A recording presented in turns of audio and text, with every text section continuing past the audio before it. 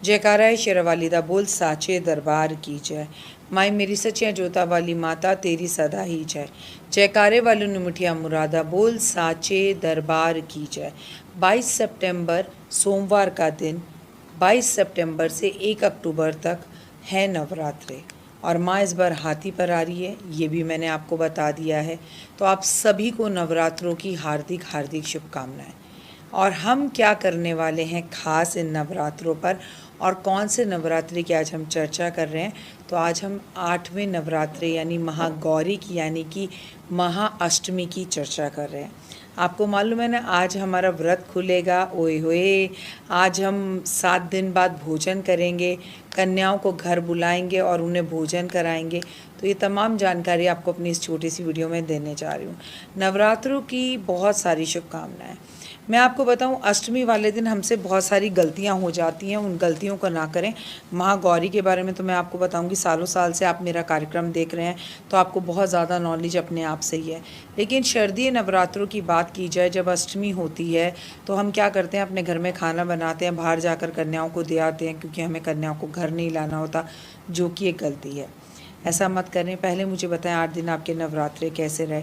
बहुत सारे लोगों के घर में अखंड ज्योत बुझ गई होगी, बहुत सारे लोगों के घर में कलेश बहुत हुआ होगा, बहुत सारे लोगों के घर में खेतरी ने दर्शन नहीं दिए होंगे, बहुत सारे लोगों के घर में खेतरी ने दर्शन दिए होंगे। तो बहुत सारे लोगों के साथ ये प्रॉब्लम रही होगी कि बहुत सारे लोगों के यहाँ पर आग लग गई होगी, बहुत सारे लोगों के यहाँ का नारियल चटक गया होगा, बहुत सारे लोगों के घर में आज भी नारियल ख़राब निकलेगा। अष्टमी पर जो आपने नारियल माँ का रखा होता है वो आपको निश्चित ही रूप से तोड़ना चाहिए और तोड़कर जो कन्याएं आपके घर में आ रही हैं उन्हें देना चाहिए। एक बात हमेशा ये याद रखनी चाहिए कि बहुत खूबसूरत सा ये समय है और बहुत खूबसूरत टाइम है, और अष्टमी का दिन आपकी भक्तिपूर्ण होने का दिन होता है, और आपकी भक्ति पूर्ण हो, आपको उसके अंदर लाभ मिले। इसके अंदर आपको शारदीय नवरात्रों में जब माता रानी की आप आज कन्या पूजन करें तो भक्ति और भाव श्रद्धा से करें। शारदीय नवरात्रों का 8वां दिन माँ गौरी की पूजा का दिन होता है और माँ गौरी बहुत खूबसूरत होती हैं। माँ का ये रूप इतना खूबसूरत है कि आपको जीवन के अंदर इसके अंदर सब कुछ प्राप्त हो जाता है। माँ गौरी का रूप देखकर आपको खुशी की प्राप्ति होती है। अष्टमी का दिन बहुत ही सारी तरक्की, लाभ, पैसा, मान सम्मान, प्रतिष्ठा देता है। अक्सर हमें अष्टमी वाले दिन सुबह जल्दी उठना चाहिए और उठकर हमें माँ का भोग बनाना चाहिए। जो भी हलवा हम बनाते हैं उसमें हमें केसर ज़रूर मिलाना चाहिए। जो भी माँ के छोले हम बनाते हैं उसमें हमें हींग का तड़का ज़रूर लगाना चाहिए। पूरी हमें कोशिश करें घी में बनानी चाहिए, और घी ना हो तो कोई बात नहीं, माँ भाव को समझती है। सारा माँ का प्रसाद बनाकर उसमें कुछ केले के पत्ते पर या फिर जिसे हम कहते हैं कि पान के पत्ते पर हमें जो है थोड़े से फल रख कर, चाहे एक अनार रख दें, 2 जोड़े से केला रख दें, उसके ऊपर कुछ पैसे रख कर माँ भवानी को भोग लगाना चाहिए। और उसके बाद आपको माँ की आरती करनी चाहिए। फिर नारियल उठाना चाहिए, नारियल के जल को पूरे घर में छिड़काव करना चाहिए, और फिर सारा का सारा भोग लगाकर माँ की आरती करके सारे प्रसाद को प्रसाद में मिला देना चाहिए। फिर घर के बाहर जाकर कन्याओं को बुलाकर लेके आना चाहिए और माँ गौरी के स्वरूप को मानकर कन्याओं की पूजा करनी चाहिए। माँ गौरी का रूप बहुत ही सुंदर व शांत है, दयालु दिखती हैं। इनके हाथ में त्रिशूल है, बुराई को ख़त्म करने का प्रतीक है, डमरू है, और ये समय की लय को प्रतीक करता है। अभय मुद्रा है, मतलब कि भक्तों को डराने की ज़रूरत बिल्कुल भी नहीं है। वर मुद्रा का मतलब है कि माँ हमेशा अपने भक्तों को आशीर्वाद देती है। देवी गौरी के हाथ में त्रिशूल व डमरू है, तीसरे हाथ में अभय मुद्रा और चौथे हाथ में वर मुद्रा है। माँ आपकी इन 7 दिन की भक्ति का आशीर्वाद आपको देती है।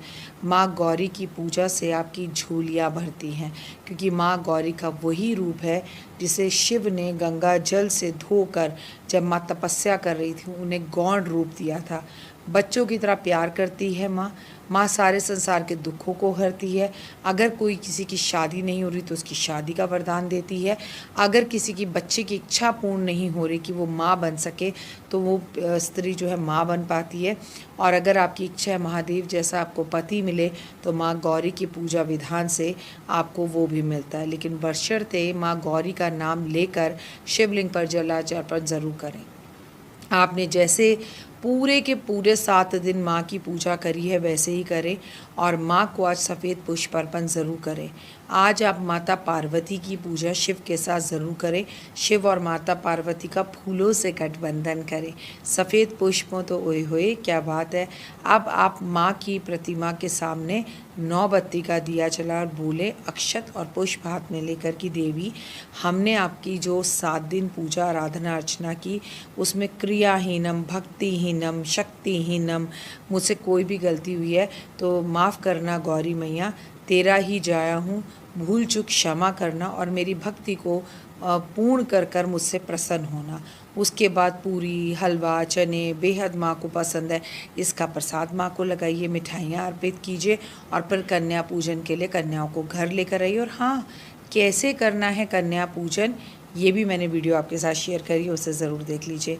माँ गौरा को मोगरा का फूल बहुत अति प्रिय है। मोगरा का फूल नहीं है तो अगरबत्ती लगा दो, अगरबत्ती ने लुबान मोगरा का लगा दो, मोगरा का इत्र छिड़क दो। ऐसा करने से माँ के चरणों में मोगरा का पुष्प अर्पण करने से आपको यश मान सम्मान प्रतिष्ठा मिलता है। नवरात्रों के 8वें दिन यानी कि अष्टमी का दिन बहुत ही पावरफुल दिन होता है। इस रात में जाकर महाअष्टमी वाले दिन हमें सुबह कन्या पूजन करना चाहिए और रात में हमें निश्चित ही रूप से दुर्गा सप्तशती दुर्गा कवच का पाठ करना चाहिए। जो कन्या पूज रहे हैं वो 9 के रूप में होनी चाहिए, 9 की संख्या में होनी चाहिए। और आपको याद रखना चाहिए कि कन्याएं 9 वर्ष से छोटी भी होनी चाहिए। 9 वर्ष तक चलेंगी लेकिन 9 वर्ष से ऊपर की कन्याएं ना ले। एक लड़का हनुमान जी के रूप में और एक भैरव बाबा के रूप में आप ज़रूर बिठाएं, फिर देखिए जीवन कितना खूबसूरत और सार्थक हो जाएगा और जीवन में आपको सब चीज़ें बहुत आसानी से मिल जाएंगी। माँ गौरा आपकी सभी मनोकामनाओं को पूर्ण करेगी और जीवन में बाहर लेकर आएगी।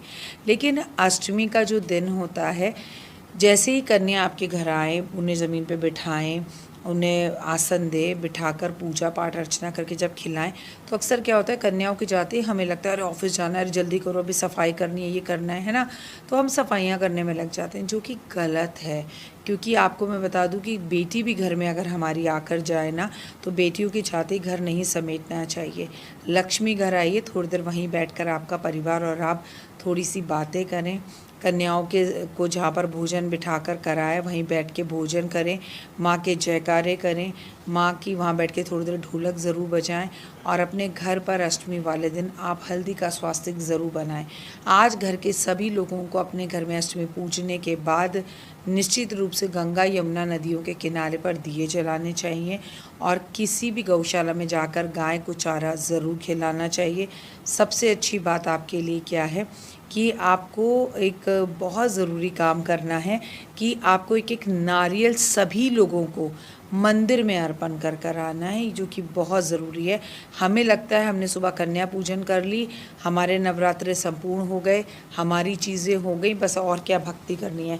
लेकिन याद रखिए ये पंजाबियों के अंदर या पंजाब में ही अष्टमी पूजने का रिवाज ज़्यादा दिखता है।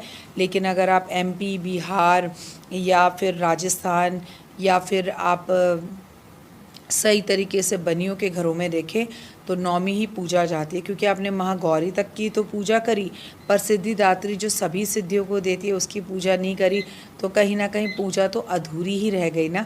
इसलिए संपूर्ण पूजा आपके यहाँ आपकी माँ ने शुरू से अष्टमी पूजाई है, आप अष्टमी ही पूजे। मैं नहीं कह रही मेरे लिए आप अपने कोई रूल्स बदलिए, लेकिन हाँ मैं इतना ज़रूर कह रही हूँ एक काम ज़रूर कर लीजिए जितनी यथाशक्ति संभव हो सके।